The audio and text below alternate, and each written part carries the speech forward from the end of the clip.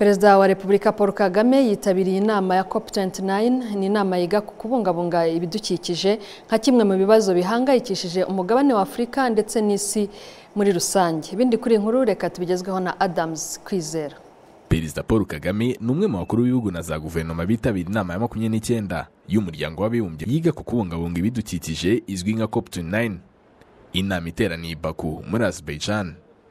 Ni inama yafunguwe ku mugaragaro na Perezida wa Azerbaijan Ilham Aliyev wagaragaje ko iyi nama ibaye mu gihe isi iri mu bihe bidasanzwe aho yibasiwe ahanini n'ingaruka z'imihindagurikire y'ibihe ari nayo ikomeje kugira ingaruka mu nzego zitandukanye z'ubukungu bw'isi. Ashingiye kuri ibyo, umunyamabanga mukuru w'umuryango w'abibumbye Antonio Guterres yagaragaje ko ibihugu biri mu nzira y'amajyambere bikomeje guhura n'inzitizi zitandukanye zirimo n'ubushobozi budahagije bwo kuba byabasha guhangana n'imihindagurikire y'ibihe. Developing countries eager to act are facing many obstacles. Scant public finance, raging cost of... Ibihugu biri mu nzira y'iterambere bikomeje guhura n'inzitizi nyinshi zitandukanye, harimo izijyanye n'imari n'ubushobozi, kubona igishoro mu mishinga ijyanye no guhangana n'ihindagurika ry'ibihe ndetse n'ibiza bikomeza kubagiraho ingaruka zikomeye. Rero iyi COP29 ni ngombwa ko hafatwa imyanzuro n'ingamba zijyana no gufasha ibihugu biri mu nzira y'amajyambere bityo nabyo ntibitahe amaramasa, kandi ibi birashoboka, nizeye ko bizashoboka.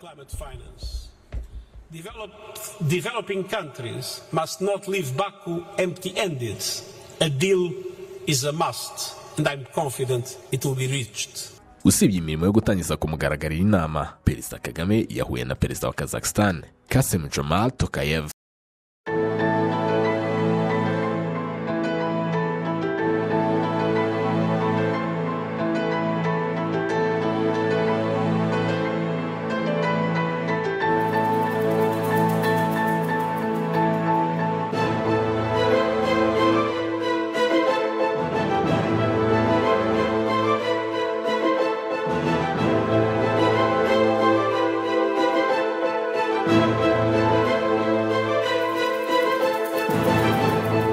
Kuri uyu mugoroba ku cyicaro cya polisi hakaba hari kubera n'igikorwa cyo gusezera ku mugaragaro abapolisi baherutse kujya mu kiruhuko cy'izabukuru. Mugenzi wacu Aimé Bote Mushashi ariyo, reka tubwire ibiri kugarukaho n'ubutumwa buri gutangwa muri icyo gikorwa.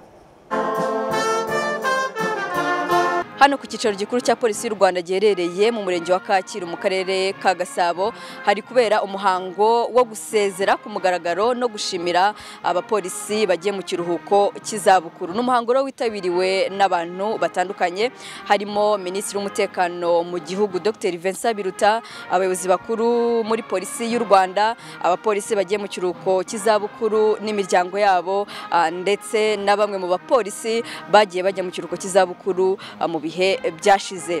CP Denis Basabose wagarariye abagiye mu kiruhuko cy'izabukuru avuga ko mu izina ry'abagenzi be bashimira Perezida wa Repubulika Paul Kagame wabahaye amahirwe yo gukorera igihugu ndetse bakaba basoje inshingano zabo neza. Turashimira nyakubahwa Perezida wa Repubulika y'u Rwanda His Excellency Paul Kagame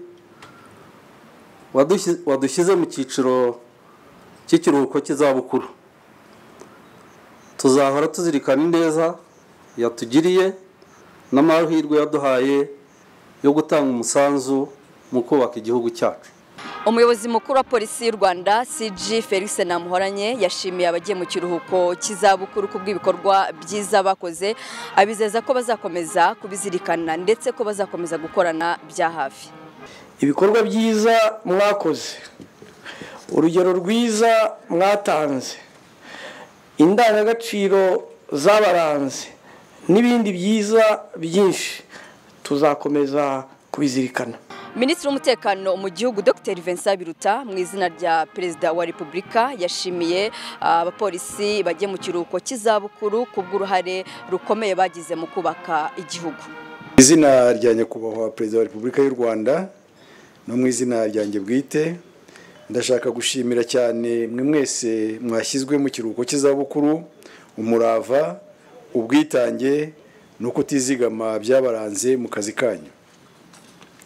Igihe mumaze mu kazi ndetse n'imirimo itandukanye mwakoze, twese abanyarwanda turabibashimira. Abaminisitiri yateranye ku itariki 9 z'ukwezi kwa 11 yemeje ko abapolisi 154 bashyirwa mu kiruhuko cy'izabukuru.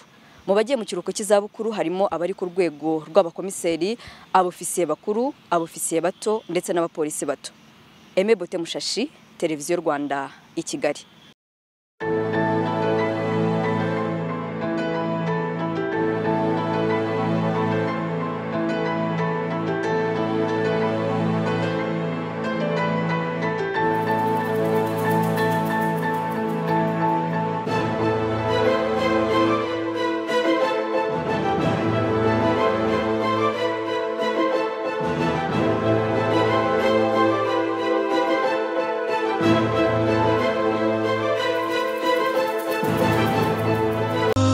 Sanzari ngomba koturate Amavubi.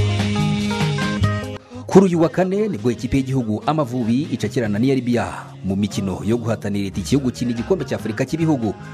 Ni umukino abaturage, abasesenguzi ba ruhago, abakinnyi ndetse n'abatoza bategerejeho byinshi. By'umwihariko abaturage biyemeje gushyigikira ikipe y'igihugu. Niyo waba ufite ikipe yawe ufana mu Rwanda bisanzwe APR yo n'andi makipe yose, twese tuzahurire hamwe tujye gufana ikipe y'u Rwanda, ikipe y'igihugu cyacu. Nibyo byankuraje abo bakinnyi bagakina bumva ko abanyarwanda badakurikirana ibyo hanze ahubwo n'iby'iwacu babikurikirana. Barasaba abakinnyi gukora iyo bwabaga bagatsinda imikino ibiri bafite kugira ngo u Rwanda rubone itike yo kujya mu gikombe cya Afurika cy'ibihugu. Ni kani ya 2024 Amavubi aheruka muri kani 2004, ni kuvuga ngo haba hashize imyaka 20 n'amateka bayisubiyemo tusubiye muri icyo gikombe nyuma y'imyaka 20, cyane cyane ko bimwe mu bihugu by'abaturanyi bimaze iminsi bijyamo. Nanjye cyanshimisha nk'igihugu cyane nuko twakwisanga muri no mikino. Icyo dusaba nuko abahungu b'Amavubi bagerageza bagaha abanyarwanda icyo bashaka, bagaha abanyarwanda ibyishimo, barabishoboye kandi ndizera ko ngiye ku kigero cya 80% Libya tuzayitsinda.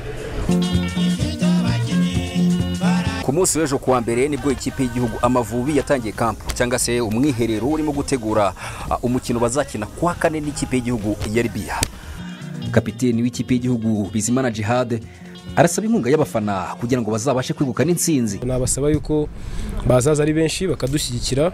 Twe nk'abakinnyi rero turi tayari, tuzatanga ibishoboka byose, tuzatanga imbaraga zacu zose kugira ngo dutahukane intsinzi ku masoko kane. Abasesenguzi b'umupira w'amaguru baragaruka ku cyo Amavubi basabwa kugira ngo yisange mu gikombe cya Afurika cy'ibihugu. Dutsinde Libya, hanyuma Nigeria itsinde Benin, tugera amanota 8, hanyuma Benin igume kuri 6, hanyuma dusoza umunsi wa 5 gutyo. Match isoza rero kuwa mbere w'icyumweru gitaha Nigeria niyo yadutsinda, ariko Libya nanone idufatire Benin banganye.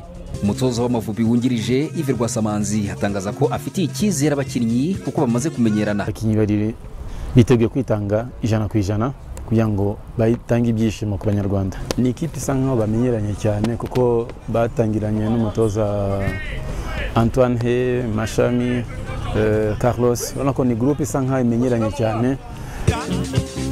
Hashize imyaka 20 u Rwanda rudakandagiza ikirenge mu marushanwa y'igikombe cya Afurika cy'ibihugu.